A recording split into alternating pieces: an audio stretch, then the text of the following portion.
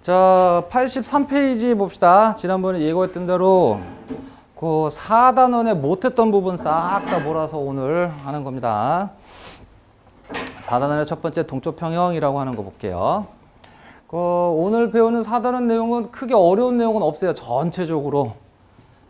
조금 그 개념 이해하는데 좀 신경 쓰고 몇 가지만 외워두면은 문제도 후딱후딱 풀어 넘어갈 수 있는 그런 부분들입니다.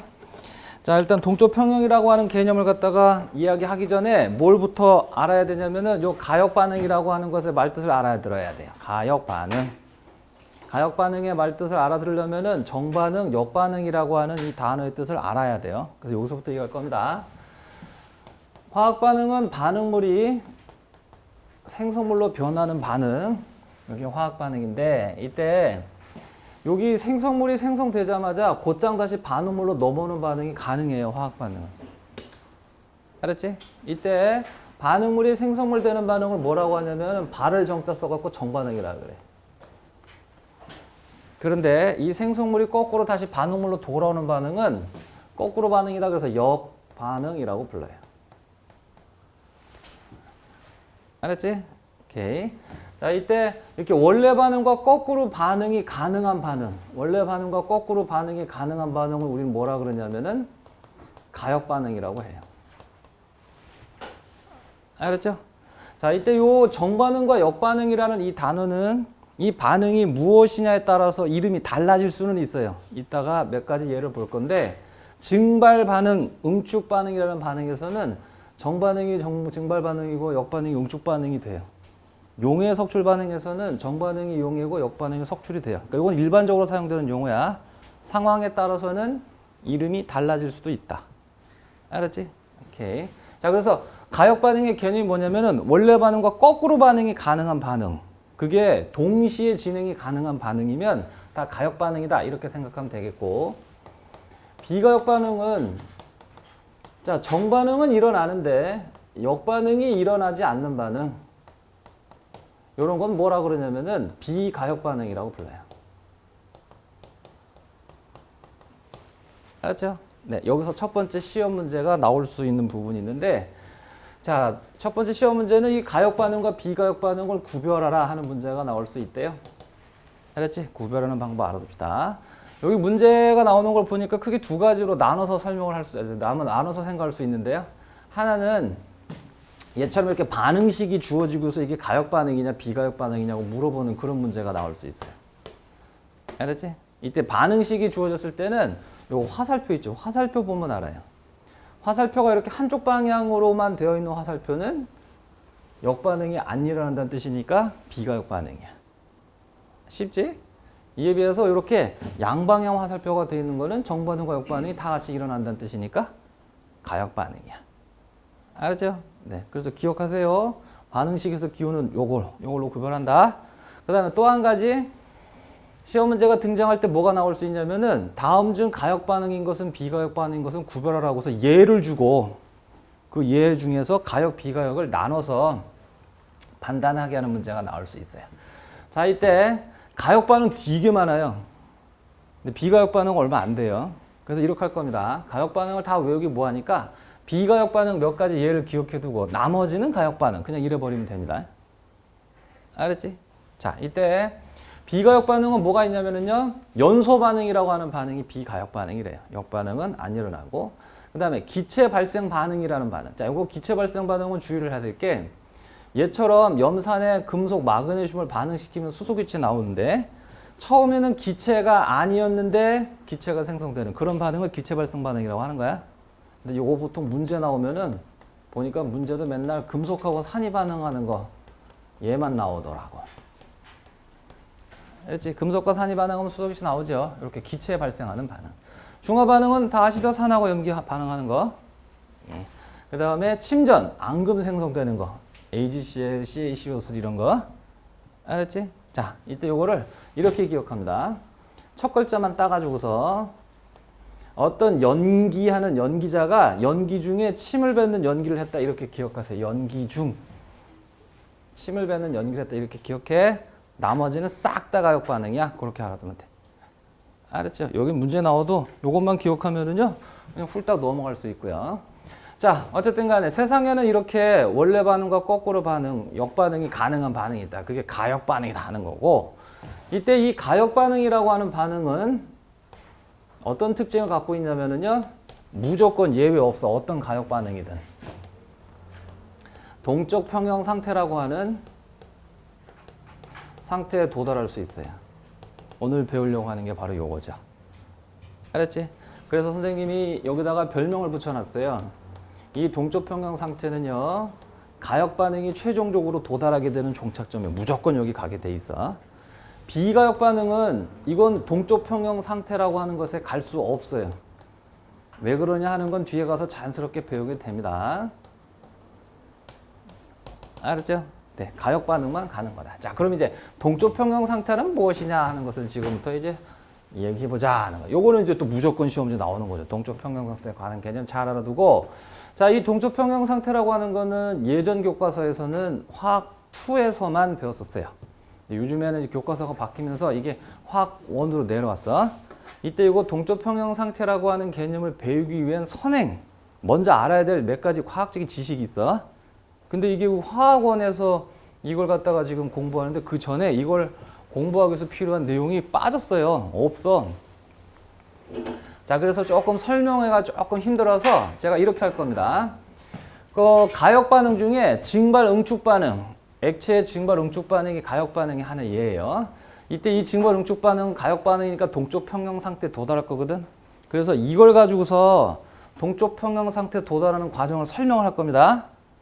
알았지? 그래서 예를 들어서 증발 응축 반응을 통해서 동적 평형 상태에 도달하는 거다. 어떻게 도달하는 거다. 개념이 뭐다를 설명하고 일반화시켜서 그러니까 동적 평형 상태는 이런 거다 하고서 정리를 할 거야. 알았죠? 자, 그래서 거기 4번에 나오는 얘기는 자, 물의 증발 응축 반응과 동적 평형 상태 예, 개념이고요. 결론적으로 꼭 알고 있어야 되는 게 뭐냐면 그래서 5번 얘기. 여기 동적 평형에서 가장 중요한 건 거기 84페이지 5번 얘기가 제일 중요해요. 알았지? 요 4번 얘기는 그 5번 얘기를 위한 또 예비 이론이다 이렇게 생각하면 되겠고요. 실제로 증발 응축 반응 아까도 얘기했지만 요거 동적 평형에 예를 들어서 문제 자주 나와요. 그래서 이것도 잘 알아둬야 됩니다. 일단 증발과 응축이라는 단어의 뜻부터 조금 보고 넘어갈게요. 봐봐요. 여기 용기에다가 물을 집어넣고 밀폐를 시켜야 돼요. 이따가 얘기하겠지만 이거 밀폐시키지 않으면 동적 평형 상태에 도달하지 않아요.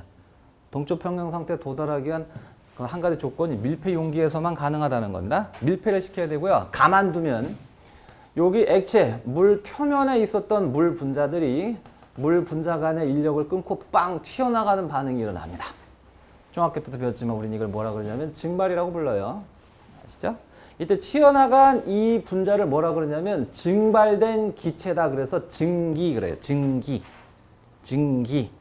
근데 이 액체가 물인 경우에는 수증기라고 하는 거예요. 알았지? 이때 수증기는 가만히 있지 않고 막 빨빨거리고 돌아다니는 분자 운동을 합니다. 그래서 용기 벽에도 꽝꽝꽝 부딪히기도 하고요. 어떤 증기는 다시 액체 표면에 꽝꽝 충돌하기도 해요. 이때 이 액체 표면에 충돌한 증기는 다시 액체가 돼요. 요거 그러니까 요 기체 상태였다가 다시 액체로 돌아가는 반응을 일으킬 수 있어요.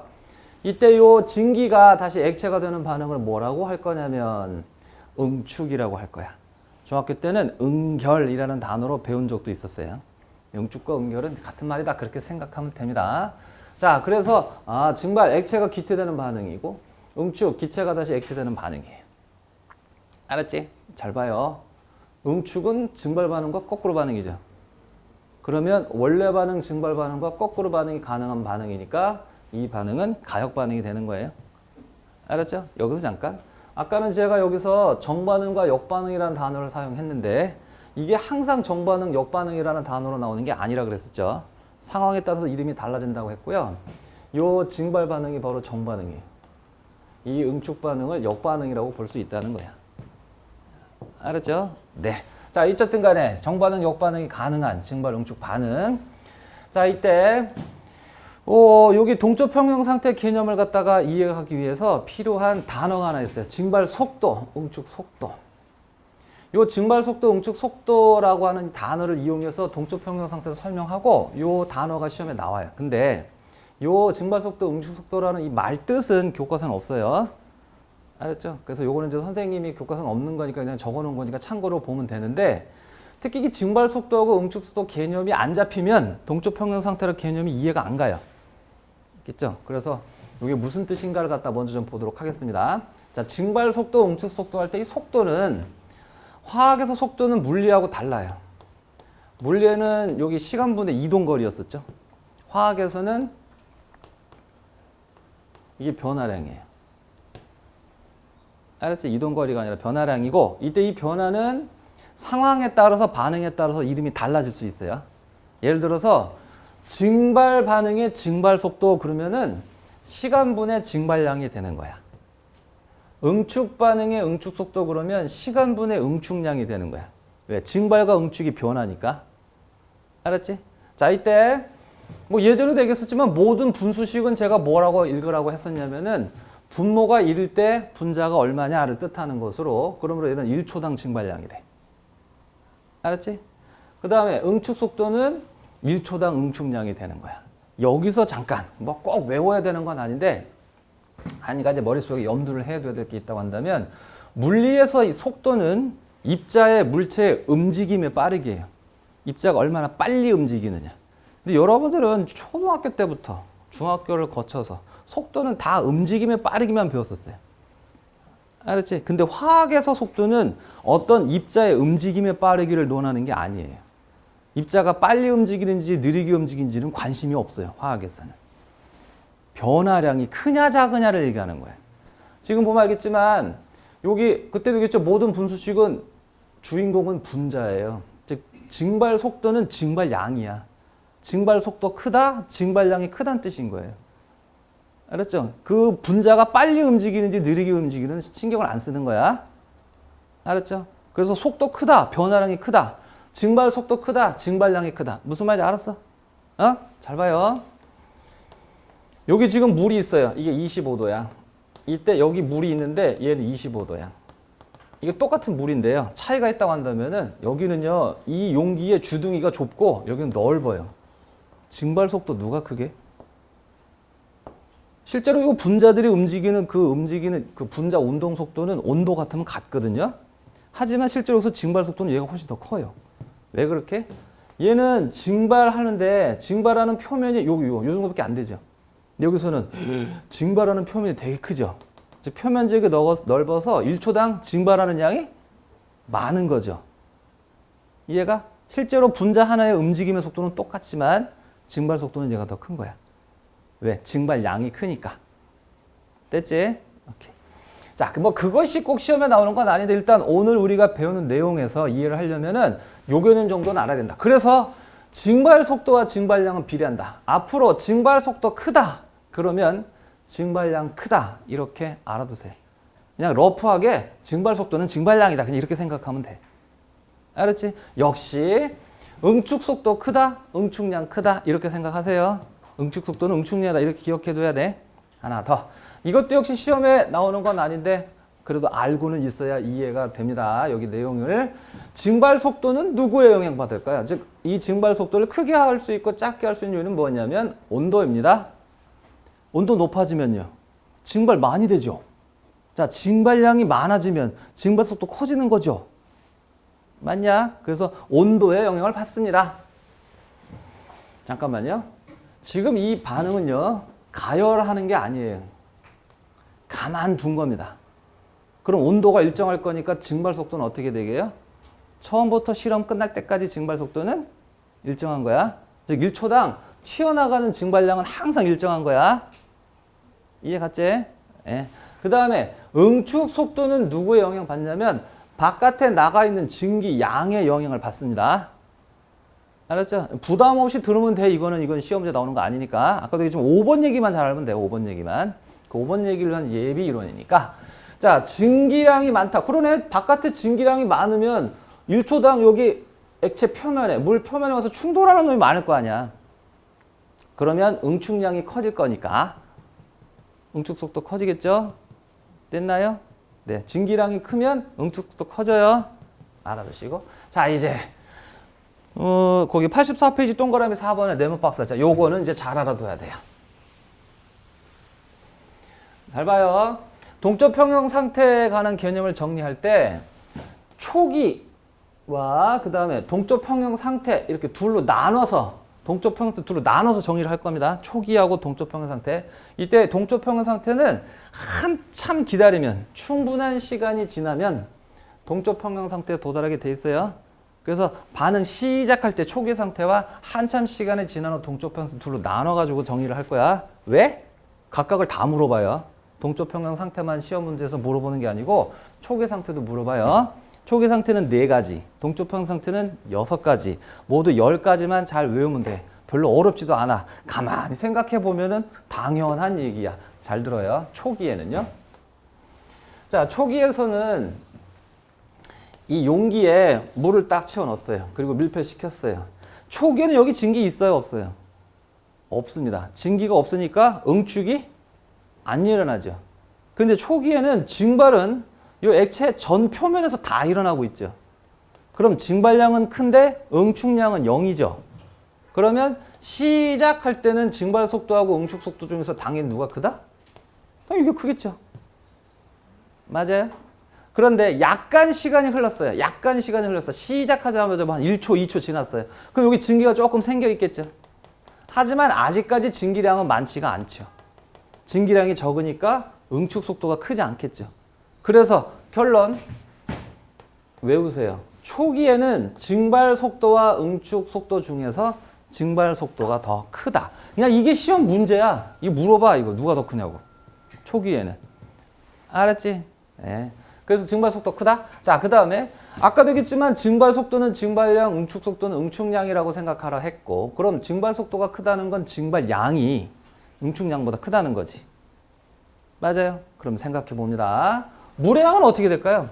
즉 바깥으로 튀어나가는 증발량과 그 다음에 다시 돌아오는 응축량 중에서 증발량 크니까 물의 양은 점점 어떻게 된다?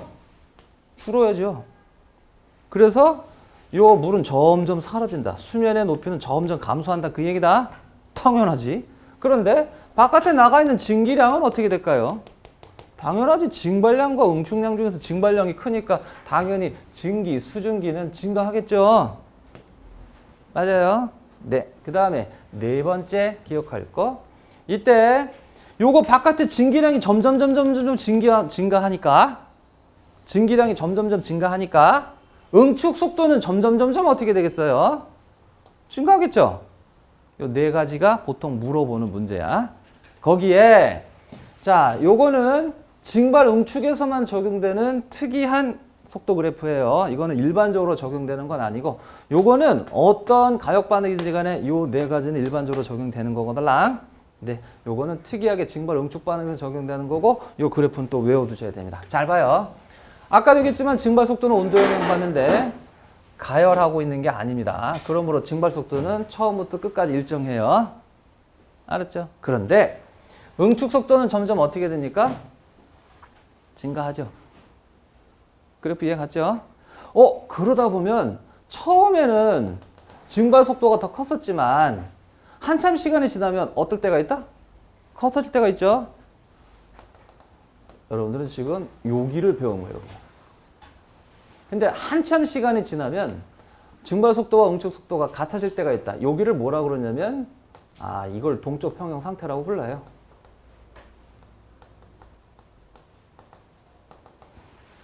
알았지? 그렇구나. 자, 이제부터 동쪽 평형 상태 정리하겠습니다. 그 전에 초기 4가지 하나, 둘, 셋, 넷 요거 별도로 이렇게 기억해두고 그 다음에 이제 동쪽 평형 상태 지금 보면 알겠지만 동쪽 평형 상태는요 증발 속도와 응축 속도 어떻습니까? 같습니다. 알겠죠? 네, 이게 첫 번째고요. 증발 속도, 응축 속도 같으면요 그다음 가만히 생각해 보면 뭐 다 떠오를 겁니다. 증발량과 응축량 같을 거니까 바깥으로 나간 거와 다시 들어온 양이 같아. 10개 나갔는데 10개 들어왔어. 그럼 물의 양은 어떻게 돼? 일정하게 유지되겠죠. 아까는 계속 감소했었는데. 근데 수증기도 어떻게 되겠어? 일정하게 유지되겠죠.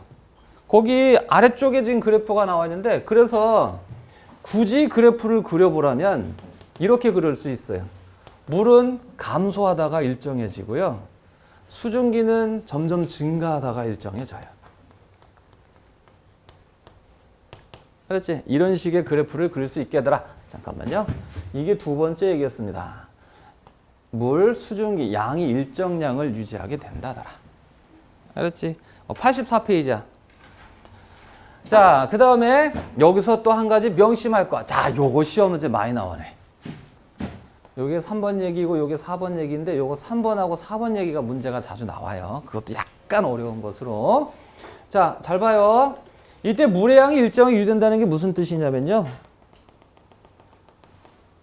0이 되지 않는다는 뜻이에요. 이게 물이 감소하다가요. 더 이상 감소하지 않고 일정량을 유지하게 돼 있다는 거예요.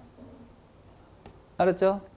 당연히 수증기는 생겨 있겠고요. 물이 다 사라지지 않는다는 거예요. 이게 되게 중요해요. 동쪽평형 상태의 핵심적인 개념 중에 하나 이거예요. 그래서 제가 이걸 뭐라고 정리를 했냐면요. 공존한다. 알았지? 우리 화학 반응에서 중학교 통합과학 시간까지 배웠던 화학 반응에선 항상 반응물은 다 사라진다라고 배웠어요. 반응물이 다 사라질 때까지 반응이 일어난다고 배웠죠. 근데 가역 반응이라는 반응은 반응물이 다 사라지지 않고 남아요. 이게 화학자들의 골칫거리 중에 하나예요. 사실은. 반응물이 다 안 사라지는 거예요. 가역 반응은 반드시 반응물이 제로가 되지 않아요.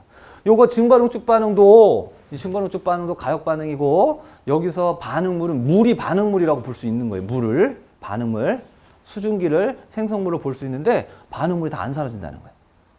알았지? 오케이. 자, 그래서 공존한다. 이해 갔는겨? 오케이. 그 다음에 네 번째, 겉보기에는 자, 요것도 자꾸 물어봐요. 겉보기에는 멈춘 것처럼 보인다. 하지만 멈춘 것처럼이니까 실제로 멈춘 건 아니다. 어? 뭔 소리냐면 사람의 눈이 말이야. 여기 액체가 튀어나가는 다시 이 기체가 액체가 되는 그 과정이 눈에 보이지는 않아요. 그죠? 근데 뭐는 관찰할 수 있냐면 수면의 높이. 이거는 사람들이 인지할 수 있죠. 높이가 점점 줄어드네 하는 거는 관찰할 수 있죠. 그럼 사람들이 이걸 관찰하면서 이게 수면 높이가 감소했으니까 물량이 감소했으니까 이거 증발 반응이 일어나는 거구나 라고 생각할 수 있는데 한참 시간이 지났더니 더 이상 수면 높이가 감소하지 않고 일정하게 유지되면 뭐라고 생각하겠어? 반응이 끝났구나 이렇게 생각하겠지? 하지만 끝난 거야? 아니에요. 증발 속도, 응축 속도가 같은 상태를 이게 속도가 같을 뿐이지 0은 아닌 거거든요. 끊임없이 일어나고 있는 거야. 이해 가는 거야? 바깥으로 나간 양과 들어온 양이 같아서 이게 일정량을 유지하는 거지 멈춰서 일정량을 유지하는 거 아니야. 이게 양이 일정해지는 방법이 두 가지가 있잖아. 반응이 끝나서 일정해지는 방법이 있지만 얘는 끝나서 일정해지는 게 아니고 계속 반응을 일으킨데도 일정이 유지되는 거야. 그래서 이걸 이름하여 동적이라는 말을 붙인 거야. 이게 반응이 멈춘 게 아니고 속도 두 개가 같아서 0은 아니야 이거. 평형은 양이 일정하다는 뜻인 거야 이게. 알았지? 그리고 공존한다는 의미를 포함하고 있는 거야. 아주 중요한 거였고. 자, 그래서 멈춘 것처럼 보이지만 실제로 멈춘 건 아니며. 다음에 자, 거기다 적어주세요. 방금 얘기했지만 이건 밀폐 용기에서만 가능하다.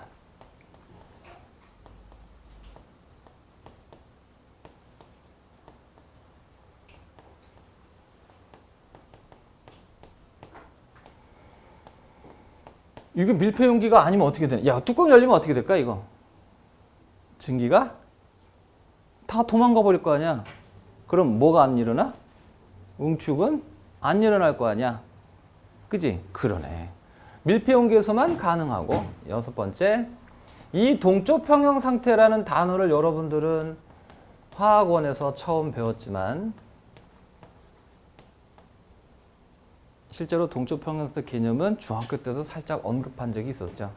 동쪽 평형 상태하고 같은 단어가 있었습니다. 뭐였게? 포화 상태. 포화 상태가 동쪽 평형 상태의 다른 말이에요. 알죠? 그렇다. 이렇게 정리할 거고요. 자, 이제 그 밑으로 내려가서 5번을 봅시다. 이 5번 얘기는 뭐 하는 거냐면 지금 방금 했던 얘기 있죠. 여기 초기, 증발 초기와 그 다음에 한참 시간이 지난 후 동쪽 평형 도달했을 때 이 내용을 단어만 바꿔놨어요. 일반화시킨 거야. 지금은 물의 증발 응축 반응이라고 하는 특수한 상황에서만 정리를 한 거고 이제 일반화 시킬 거예요. 일반화 어떻게 시킬 건데요? 되게 단순해. 잘 봐요. 요 증발 반응을 정반응으로, 응축 반응을 역반응으로, 물을 반응물로, 수증기를 생성물로만 바꾸면 일반화 시킬 수 있어요. 알았죠? 정리 갑시다. 동적 평형 상태. 방금 했던 거 그대로 다 나와 있어요. 첫 번째, 가역 반응은 반드시 어디 도달한다? 동적 평형상태 도달한다. 비가역 반응 안 돼. 알았지? 그 5번만 잘 알면 된다 그랬어. 아까도 얘기했지만 초기와 한참 시간이 지난 다음에 보통 이제 시험 문제 나오면 한참 시간이 경과 후 이렇게 나와요. 아, 이건 동적 평형상태에 도달했다는 뜻인 거야. 알았죠? 한참 시간이 지난 다음에 이렇게 둘로 나눠서 할 것이고, 자, 아까 초기에는 내가 네 가지를 정리하자 그랬지. 응축 속도와 증발 속도와 응축 속도 중에서 증발 속도 크다 그랬지? 이제 일반화 시키면 정반응 속도와 역반응 속도 중에서 정반응 속도가 더 크다. 알았지? 그 다음에 두 번째. 아, 물의 양은 어떻게 된다 그랬어? 증발량이 크니까 물은 줄어들어. 그러니까 반응물은 감소해. 수증기는 어떻게 된다 그랬어? 증발량이 더 크니까 수증기는 증가해. 즉 생성물은 증가해.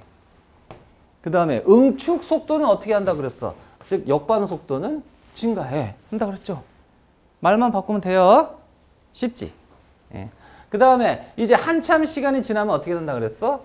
증발 속도, 응축 속도 같아지니까 정반응, 역반응 속도 같아져. 알았지? 두 번째, 물의 양과 수증기량은 일정하다. 즉 반응물과 생성물의 양은 일정하게 유지된다. 세 번째, 물의 양이 제로가 되지 않는다. 반응물이 제로가 되지 않는다. 공존한다. 이해 갔느냐? 오케이. 아까 선생님이 동적 평형 상태 딴 말을 뭐라고 하라 그랬지? 포화 상태다라고 한다 그랬었죠. 그죠? 이런 문제가 있었어요. 설탕을 녹였습니다. 설탕. 근데요, 한참 설탕이 녹아 들어가다가 더 이상 녹지 않고 남더래요. 이만큼이. 자, 포화 상태야, 불포화 상태야? 다시, 포화 상태는 뭐하고 같은 말이야? 동적 평형 상태하고 같은 말이야. 알았죠? 그러면 이거 포화 상태야, 불포화 상태야? 동적 평형 상태는 반응물이 다 사라지면 안 된다 그랬죠. 남아 있어야 동적 평형 상태죠. 그럼 포화 상태는 반응물이 남아 있어야 포화 상태예요. 이게 남아 있으니까 대부분 아이들은 불포화라고 그래 버려 이거를. 안 녹았네, 다 안 녹았네 그러고서. 아니에요. 포화는 얘가 남아 있을 때가 포화야. 이해 가냐? 이게 시험 문제예요. 그 대부분 아이들은 이거 불포화다 그냥 이래 버리고 틀려 버리는 경우가 있어. 헷갈리면 안 돼. 남아 있어야 된다. 알았지? 보통 이거는 설탕과 소금과 같이 용해 반응해서 자꾸 물어봐요. 요 질문은. 남아있다는 개념. 알았죠? 녹지 않고 남아있을 때가 오히려 포화, 동적 평형 상태야. 다 녹아버리면 오히려 그게 불포화 상태야. 알았지? 포화는 동적 평형 상태는 공존이니까. 그 다음에 네 번째. 겉보기에는 뭐한 것처럼 보인다? 멈춘 것처럼 보인다. 얘가 시험 문제가 어떻게 등장하냐면 이렇게 나옵니다. 여기다가 소금을 넣겠다고 할게요. 이때 소금이 NaCl인데 여기 Cl이 질량수가 35짜리 질량수를 갖는 Cl, NaCl을 집어넣었대요. 그래갖고 동적 평형 상태, 포화 상태 도달했대요. 그러면 녹지 않고 남아있는 NaCl도 있고요. 녹아 들어간 NaCl도 있기 때문에 물속에는 35짜리 질량수를 갖고 있는 염화 이온이 존재하겠죠. 녹아있는 놈도 있고 안 녹은 놈도 있을 거니까. 이제 가요? 여기까지 알아들었어? 자, 이제 포화 상태에 도달했어. 동적 평형 상태에 도달했는데 밖에서 소금을 또 넣을 건데 이번에 이 소금은 질량수 37짜리 소금을 넣었대요. 그러면 여기 바닥에 37짜리 질량수를 갖고 있는 소금이 있겠죠, 그렇죠? 질문. 여기에 Cl 37짜리가 검출이 된다, 안 된다? 된다가 답이야. 왜요? 처음에 이것만 집어넣어서 동적 평형 상태 도달했었지, 그치? 동적 평형 상태는 겉으로 보기에는 반응이 멈춘 것처럼 보이지만 겉으로 보기에는 용해 반응이 안 일어나는 것처럼 보이지만 왜? 이게 더 이상 안 줄어드니까. 하지만 실제로 끊임없이 어떻게 하고 있는 거다? 반응은 일어나고 있는 거거든. 이해간겨? 그래서 얘 집어넣으면 얘도 녹아 들어간다는 거야. 그래서 여기서 관찰이 된다는 거야. 자꾸 이런 식으로 나와. 하나 더. 여기 물이 있었는데 물이 산소가 있잖아. 산소가 질량수 16짜리 물을 여기다 넣었더라는 거야. 그럼 여기서 증발 반응이 일어나가지고 여기 수증기가 질량수 16짜리 수증기가 있겠지, 그지? 동쪽 평면에 도달할 거야.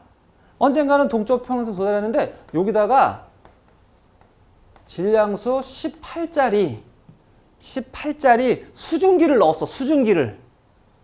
알았지? 이미 동쪽 평면 상태에 도달해 있는 요 용기에다가 질량수 18짜리 수증기를 넣어버렸어.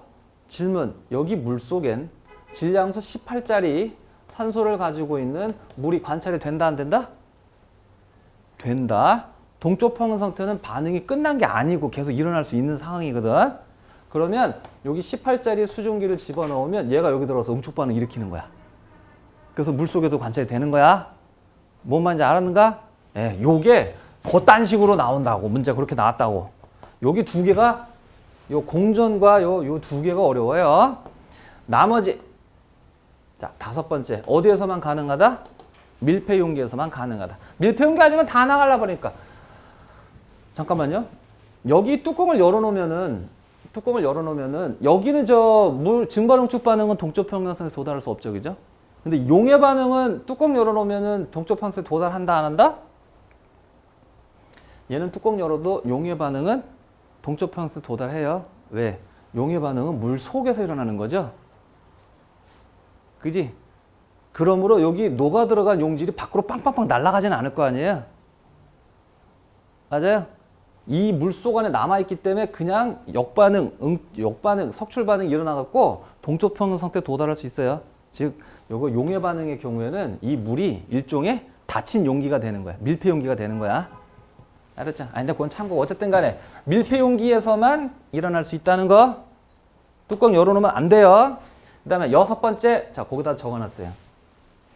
동쪽 평면선에 따르면 뭐라고? 포화 상태라고 한다더라. 그 다음에 거기 밑으로 내려가 표 나와 있는데 자 이거는 신경 쓸 필요 없어요. 제가 뭐 때문에 이걸 적어놨냐면 요 단어 정반응, 역반응, 반응물, 생성물, 동쪽 평면 상태는 상황에 따라 반응이 무엇냐에 따라서 이름은 달라질 수 있다 하는 걸 적어놓은 거야 그냥. 알았지? 자 용해 석출 반응 예를 하나 들어 보여줄게요. 넘기세요. 용해 석출 반응 이것도 시험 문제가 자주 등장하는 예입니다. 그런데 이거는 이미 다 아는 거야. 그래서 확인만 하고 넘어갈게. 잘 봐요. 그릇 속에 물을 집어넣고 설탕을 넣었습니다. 알았지? 이때 요 설탕이 반응물이에요. 자, 가만두면은요, 물 속에 녹아 들어갑니다. 우린 용해라고 하죠. 용해가 정반응이에요. 알았지? 이때 녹아 들어간 설탕 입자가 있겠죠. 요게 생성물이죠. 알았지? 이때 요 생성물이 즉 녹아 들어간 설탕 입자가 빨빨거리고 막 돌아다니다가 물속에서 돌아다녀요 얘가. 그러다가 여기 녹지 않고 남아있는 아직 녹지 않고 남아있는 설탕 표면에 가서 들러붙는 반응을 일으킵니다. 우린 이걸 석출이라고 불러요. 알았지? 아까 그 응축하고 약간 비슷한 면이 있죠, 그죠? 이때 우린 이걸 뭐라고 하냐면 이게 바로 역반응이었던 거예요. 알았지? 자, 질문 나옵니다. 시작! 초기에는요, 누가 빠르게요? 장난하는 것도 아니고. 용해 속도, 석출 속도 중에 누가 빨라요? 용해가 빨라요. 그러면 여기 설탕은요, 점점 줄어들고요. 녹아 들어간 설탕은요, 점점 많아지고요. 여기 석출 속도는 점점 커진다. 알았지? 꼭 물어봐요. 그게 맨날 뻔해. 자, 그러다가 한참 시간이 지나면 어디 도달하는 거야? 동쪽 평면에 도달한다. 용해 속도, 석출 속도 어떻다? 같다. 그 다음에 여기 녹지 않고 남아있는 설탕 존재한다. 그 다음에 여기 녹아 들어간 설탕 일정량을 유지하고 녹지 않고 남아있는 설탕 일정량을 유지한다. 공존한다. 그 다음에 겉으로 볼 때는 반응이 어떻게 한다? 멈춘 것처럼 보이지만 끊임없이 일어나고 있다. 그래서 아까도 얘기했지만 여기다 다른 설탕을 이런 질문도 있구나. 여기다가 흰 설탕을 넣었다가 동쪽 평형 상태에 도달시킨 다음에 밖에서 흑설탕을 넣었대. 흑설탕이 물에 녹으면 색깔이 약간 황색, 갈색으로 변하거든, 살짝. 그러면 여기 물의 색깔은 어떻게 되겠니 하는 게 옛날 한 15년? 한 20년 전에 수능 문제 나왔던 것 같아요. 옛날에 그런 문제 있었어. 여기는 살짝 색깔이 갈색으로 변해 동쪽 평형 상태에 도달해도 반응은 일어나는 거니까. 알았지? 네, 그런 문제. 그런 문제가 나온다. 자, 그 다음에요. 하나 더 보고 올 거 있다면 잘 봐요. 얘가 언젠간 동쪽 평형 상태에 도달하는데 이 용의 석출 반응의 동쪽 평형 상태를 딴 말로 용의 평형이라고 하기도 해요. 동쪽 평형 상태가 이름이 바뀌기도 해, 이렇게. 우리 아까 증발응축 반응에서는 그냥 동쪽 평형 상태라는 단어를 쓰는데 이 경우에 동쪽 평형 상태는 용의 평형이라고 말하기도 해요 라는 거다. 됐지?